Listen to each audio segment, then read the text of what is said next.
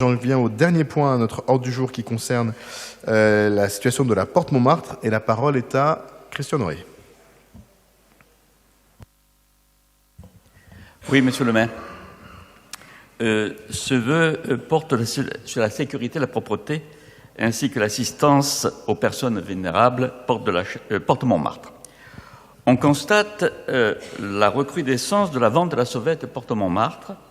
Des opérations conjointes de la police nationale et de la police municipale ont eu lieu dans le 18e arrondissement et, semble-t-il, excepté à la porte de Montmartre. Les habitants du quartier déplorent que de nombreux vendeurs à la sauvette s'installent sur les trottoirs obstruant l'entrée de certaines résidences de l'avenue de la porte de Montmartre et génèrent de nombreuses nuisances. Les jours où ont lieu les ventes à la sauvette, la rue Gérard de Nerval, l'avenue de la Porte de Montmartre, la rue Maurice Grimaud et le Mail Binet sont jonchés de détritus. Certaines cages d'escalier et caves des résidences de logements sociaux sont occupées par des individus pour y entreposer des marchandises illicites. Ce quartier dispose de nombreux lieux d'accueil essentiels aux habitants gérés par la ville de Paris. La bibliothèque Jacqueline de Romilly, le centre social Maison Bleue, le centre d'animation Paris à Nîmes, la crèche collective Henri Huchard et l'école Françoise d'Orléac, le jardin Binet. Ces structures et équipements subissent ces nuisances. Des véhicules, les portes de la bibliothèque municipale et du centre social du quartier ont été vandalisés. Ces ventes à la sauvette génèrent une quantité de déchets sur la voie publique, ce qui provoque une charge de travail supplémentaire pour les services de la propreté de Paris et du 18e arrondissement. Des personnes en situation précaire et fragile s'installent parmi les vendeurs à la sauvette sur l'espace public et nécessitent une assistance. C'est la raison pour laquelle, avec Pierre-Raymond Nazel et Fadila Méal, nous demandons que des agents de la police municipale soient déployés à proximité des lieux accueillants du public, dans le quartier de la Porte de Montmartre, les jours de marché aux puces et du marché boulevard Ney. Que soit coordonné le pilotage d'opérations entre les services de la police municipale et de la police nationale, que des agents de la police municipale soient présents aux sorties des écoles de la rue Maurice Grimaud tant que la situation ne s'est pas améliorée dans ce quartier. Je vous remercie. Que des maraudes soient effectuées par l'unité d'assistance pour venir en aide aux personnes sans abri en lien avec les associations spécialisées, que les services de la direction de la propreté et de l'eau en charge de l'entretien de l'espace public intensifient leur action dans le secteur, notamment les jours de marché, que les interventions régulières soient coordonnées par la mairie du 18e avec les bailleurs sociaux, en lien avec les groupements parisiens interbailleurs de surveillance, dans les résidences où ont lieu des intrusions par des personnes étrangères à ces résidences pour y créer troubles et nuisances. Je vous remercie. Merci beaucoup. Kevin Avet. Merci, Monsieur le maire. Et comme d'habitude, on va répondre à plusieurs voix avec mon collègue Frédéric Badina-Serpette. Alors je vous remercie pour ce vœu, mais sans vous spoiler, comme on dirait... Sans quoi? Spoiler. Je plaisante. Spoiler. Ça sera évidemment une invitation négative, et je vais vous dire pourquoi, puisqu'en fait, nous faisons déjà tout ça, et nous allons même faire davantage. Je vais vous prendre point par point. 1, vous dites qu'il n'y a pas d'opération commune, police municipale, police nationale. Il s'avère que c'est le quartier de Paris qui en compte le plus. Manque de peau. Nous en comptons du vendredi au lundi 11 aux opérations communes des polices municipales et des polices nationales. Vous demandez que nous sécurisions l'école. Avec le maire du 18e, nous avons donné instruction à la police municipale d'être présente à la sortie d'école Maurice Grimaud, à l'angle de la rue Grimaud et Binet, les vendredis soirs et lundis soirs, suite à des échanges que j'ai eus avec la directrice de l'établissement, travail que nous faisons conjointement avec ma collègue Karine Roland. Vous demandez un travail commun avec les bailleurs sociaux. Nous sommes justement en contact avec Paris Habitat, avec le GPIS, avec mon collègue Pierre Cholet, pour justement, au sein de chacune des résidences, et vous avez raison de l'évoquer, nous constatons qu'en effet, il y a des intrusions étrangères qui parfois sont effectuées en lien avec des locataires qui sous-louent leur cave avec des vendeurs à la sauvette, qui provoquent en effet des intrusions et parfois des risques réels. Et donc nous sommes justement en lien et nous avons programmé une série de visites en lien avec les amicales de locataires quand elles existent, ou les locataires quand il n'y a pas d'amicales de locataires, les bailleurs, la police nationale et le GPIS, justement pour remédier à l'ensemble de ces mésusages. Vous évoquez également le point de coordonner en lien avec l'unité d'assistance aux abris. Nous l'évoquions justement il y a quelques jours avec mon collègue Pierre-Yvain. Désormais, la police municipale par arrondissement et le 18e arrondissement sera pourvu non pas à l'échelle parisienne, mais à l'unité directement de 18e, des agents dont le travail sera spécifiquement la mission d'aller voir les personnes à la rue, et nous disposerons avec le maire du 18e d'une réactivité renforcée pour justement faire ce travail d'accompagnement, puisque vous ne l'évoquez pas directement, mais moi j'ai quand même une pensée pour ces personnes à la rue, sous le pont, au niveau du pont Colonel Dax, qui sont présents depuis de trop nombreux mois, où nous faisons ce travail-là justement, puisque l'État justement ne prend pas en charge. Et donc, nous avons tout ce travail-là. Avec le maire du 18e, nous avons réuni justement dans cette salle, il y a désormais quelques jours, à la fois les riverains, dont je salue l'exemplaire mobilisation, qui ferait envie à beaucoup de quartiers, à la fois sur la capacité de mobilisation, à la fois la capacité de mobilisation vers les bons acteurs et leur efficacité en la matière, sachant que c'est extrêmement difficile, la réalité à laquelle ils font face, puisque nous connaissons en effet une augmentation de la vente à la sauvette. Donc nous sommes en lien avec eux. Nous avons réuni ici même la préfecture de la police, en la personne de la directrice de cabinet adjoint du préfet de police, Madame Lavielle, les habitants du quartier, les infrastructures, hôtels, commerces, écoles, qui sont également concernés. Et puis donc nous allons aussi renforcer, en lien avec le commissaire de police, que j'avais au téléphone il y a encore quelques heures, sur la sécurisation des équipements publics, puisque les équipements publics sont au cœur de notre action municipale, à la fois avec une présence accrue de la police municipale et également un barriérage adéquat pour que les riverains aient accès le samedi, le dimanche, aux services publics que la ville de Paris leur met à disposition.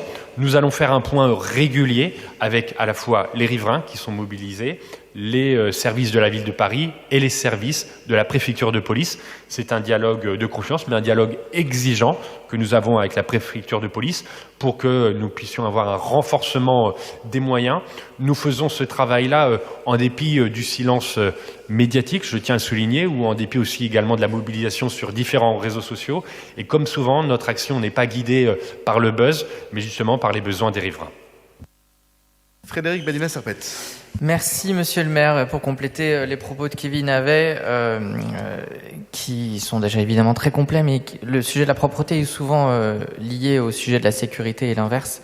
Et Porte Montmartre, il y a deux problèmes sur lesquels je vais mettre un accent plus particulier. C'est d'abord la conséquence des sauvettes sur la surproduction de déchets. Et là, pour y répondre, nous avons mis en place sur les fonds de la ville une benne à ordures ménagères qui permet de collecter, de détruire la marchandise. L'objectif étant de dissuader les vendeurs à la sauvette de revenir. C'est pas forcément la solution parce que assez souvent ça reste quand même quelque chose qui leur permet de vivre, mais il n'empêche qu'on a besoin de faire ce travail de manière à envoyer un signal, notamment à celles et ceux qui profitent de la misère de ces vendeurs à la sauvette. Et donc le deuxième sujet qu'il y a derrière, c'est la mobilisation des agents de la propreté pour entretenir. Juste pour que vous sachiez, par exemple en juillet, c'est 59 tonnes qui ont été collectées sur la Porte Montmartre.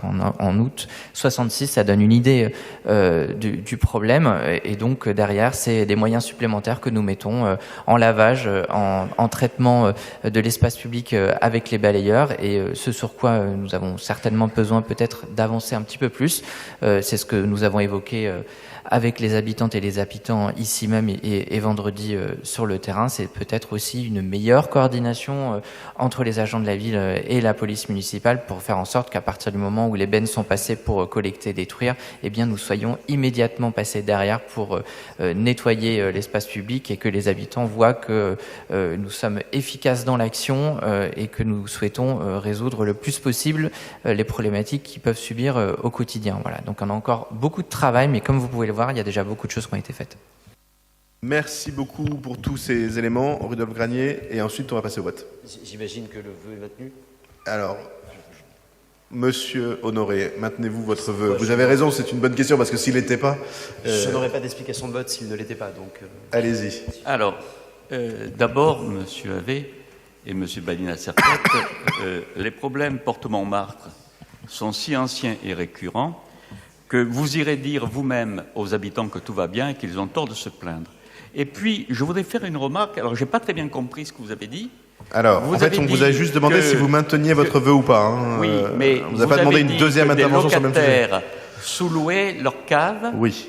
Bien, c'est bien ce que j'ai compris. Et donc, quelles mesures sont prises ou seront prises? Là, je ne le savais pas.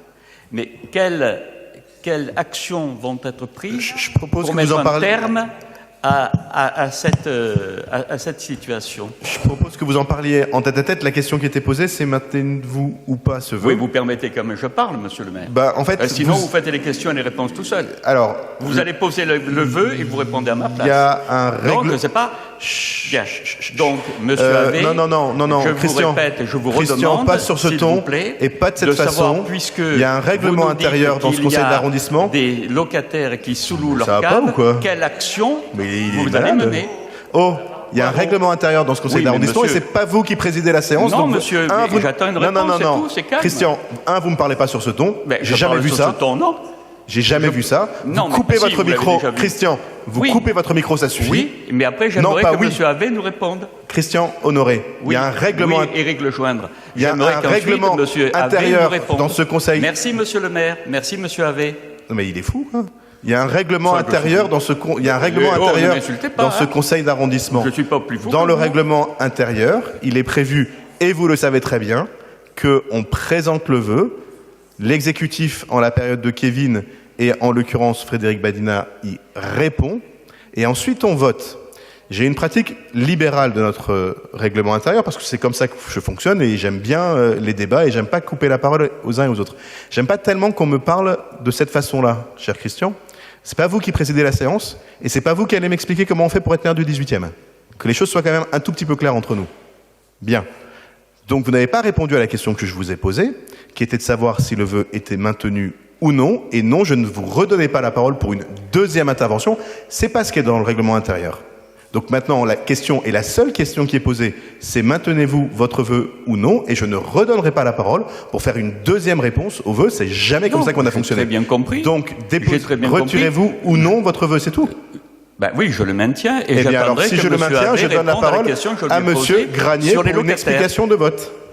Enfin, quand même. Tout nous laissait effectivement penser que le vœu serait maintenu. Le discours de la méthode présenté par notre collègue Kevin Havet et d'autres moyens par Frédéric Badina-Serpette interroge en réalité, parce que Christian Honoré souligne que le problème de la porte de Montmartre est très vieux.